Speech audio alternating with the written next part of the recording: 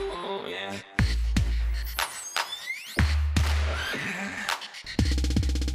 Welcome back. It's time for the Roundtable, and this week we brought in two of the top minds in Washington business to tell us what to expect from our region's newest elected officials, plus the latest on D.C.'s bid for the 2024 Olympics.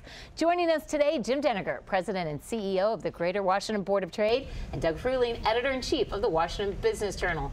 Gentlemen, welcome to you both. Doug, first I have to start with you. Congratulating Women Who Mean Business. You just unveiled this year's class, and it's an outstanding class of top women. We've even had a few on the show, so well done to you. We had a great event this week, and they all came out, and all the information's on our website. Well, they do mean business. So let's talk about another woman who means business. D.C. has a new mayor, and there are lots of challenges and lots of opportunities that face her. Because we have two great minds, I'm going to ask each of you, what are the two top things that Muriel Bowser promised businesses she would do during the election that you actually think she might be able to pull off? Well, I'm not sure Muriel promised much during the election. To the business community. To the business community. She focused a lot on ethics reform and things like that, which is great for the city.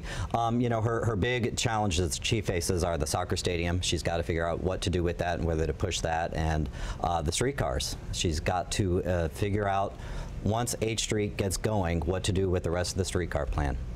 Jim, we heard a lot of talk about proposals for taxes in the last city council year. We heard a lot of talk about what they need to do to be a more business-friendly city.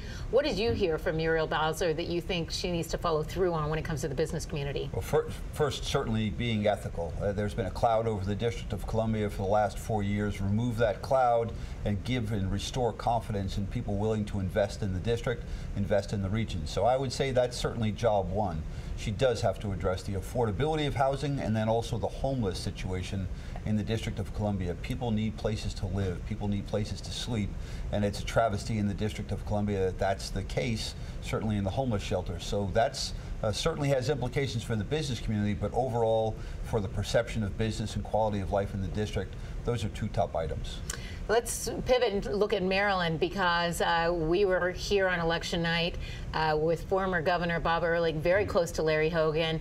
He was hopeful but not convinced they were going to pull it off. At one point in the night, he was more convinced Ed Gillespie was going to pull it off than Larry Hogan, but he did. He made a lot of promises when it comes to business, taxes, the economy. What are, I'm going to ask you two top for him, but first let's two top things Larry Hogan promised the business community that he needs to fulfill. Well, really, he ran on one issue. It was repealing the 20 or 40 tax increases from the O'Malley era, and that was his main issue. And you know, if you ask me what he can do and what he can't do, it's going to be both of those. He can repeal some of them. There are even Democrats who realize that the tax burden in Maryland has gotten too big for businesses and in general. So he will be able to do some of that, but there is no way, facing a deficit like the state is, that he is going to make all those promises and all those taxes are going to go away. It's just not going to happen. Jim, I was so intrigued by that race that I listened to some of the political analysts based in Baltimore, the African American community, and African American voters in Baltimore said they never really felt like they knew Anthony Brown, and they said he lost all credibility when he promised no new taxes, because they felt like you couldn't do that in a state that's facing so many different deficit pressures.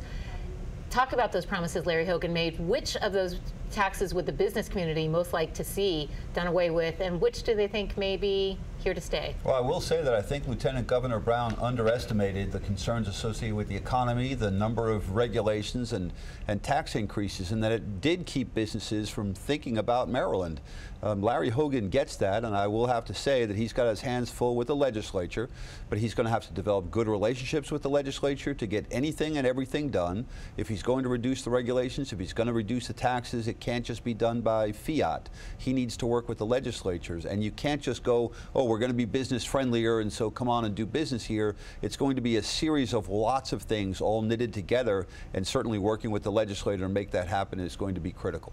But businesses also don't like to see large deficits, and we're seeing growing budgetary pressures in Maryland. If you sat down with him tomorrow, would you cite specific taxes that you would say focus on those first? And are there certain ones you would say leave alone? Well, you know, we hope to be advising him on a number of things. So go first, sit down with McCormick Spice. You can't let them leave Baltimore, much less Maryland. They're a Baltimore, Maryland company, and so that would be a signal. When you start to sit down with the companies that are there that have taken good care of Maryland over the years, take good care of them, Marriott, Lockheed, Under Armour, and the rest. I'd also say on those taxes, you can cut some taxes that will generate some growth, sends the right signal to go reinvest. They have to lower energy costs. They have to do something to spur the development on cyber and more technology and feed that beast. I will also say, though, that sounding somewhat counterintuitive, you have to invest in the Purple Line and the Red Line in Baltimore. Those are economic engines. We see it with the Silver Line now. Those are long-term investments that, if there's any delay on them, will really throw a wet towel on development in the state of Maryland. I think partially, Doug, the business community is still just getting over the shock of Larry Hogan getting elected, and some of them wishing they had gotten on board sooner. What's another takeaway from that election that people should be paying attention to? Well, symbolically, it's huge. You know, we had when Ehrlich was elected, that was a surprise, not quite as much of a surprise, but to have another Republican governor, and he was able to accomplish a lot. But he also had a lot more political experience, I think, than Larry Hogan, and so it's going to be interesting to watch sort of this unknown character, whether he can have the sway that you need in Annapolis and with the business community to make a difference.